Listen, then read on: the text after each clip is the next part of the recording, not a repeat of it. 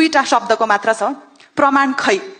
तत्कालीन माननीय रवि लामिछानेको सहकारीसँग जोडिएको केही प्रमाणहरू छन् जुन प्रमाणले उहाँ दोषी भएको कुरा देखाउँछ। मान्य रवि लामिछानेको नाममा 2 करोड कर्जा प्रवाह भएको र आफ्नै हस्ताक्षरबाट चेक भुक्तानी गरेको देखिएकोले रकमबारे थाहा थिएन भन्ने जिकिर खण्डित भएको।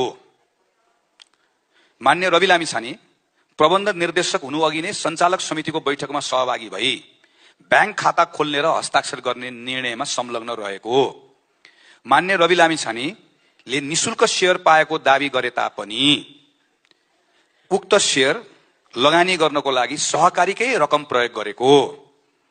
मान्य रवि लामिछानेले आधिकारिक रूपमा अलग भएको भनिएको मिति पश्चात पनि कम्पनीको सयौं चेकहरूमा निरन्तर रूपमा हस्ताक्षर गरिरहेको। मान्य रवि लामिछाने कर्मचारीको रूपमा मात्र नभई कम्पनीको सञ्चालनमा सारभूत प्रभाव पार्ने हैसियतमा रहेको अन्य कर्मचारीको बयानले समेत स्पष्ट पारेको। मान्य रवि लामिछानेले सुप्रिम सहकारीको रु 10 करोड 79 लाख गैर कानूनी रूपमा गोर्खा मिडियामा लगी संगठित अपराध गरेको दावी रहेको। मान्य रवि लामिछाने कम्पनी स्थापना भएको दिनदेखि नै 15% शेयर धनी रहेको र व्यवस्थापनमा सुरुदेखि नै संलग्न देखिएको।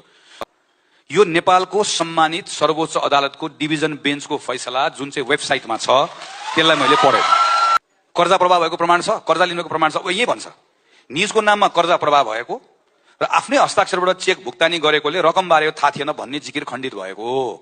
यो मैले होइन, यो कोर्टले भनेको है। र यही कोर्टले के भन्छ भने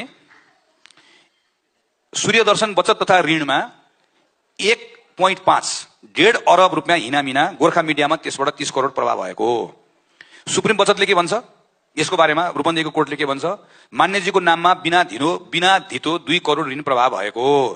चितवनको कोर्टले के भन्छ, मान्यजीको नाममा 11 करोड 70 लाख गोर्खा मिडियामा गएको र मान्यजीले हस्ताक्षर गरेको 414 वटा चेकहरू फेला परेको। अब काठमाडौँले के भन्छ, काठमाडौँको कोर्टले के भन्छ, 5 करोड 8 लाख दावीको बारेमा सञ्चालकहरूसँग मिलोमतोमा ऋण प्रवाह भएको। पर्साले के भन्छ फेरि 1 करोड 50 लाख रुपियाँ मान्यजीले चाहिँ व्यक्तिगत रूपमा ऋण लनु भएको।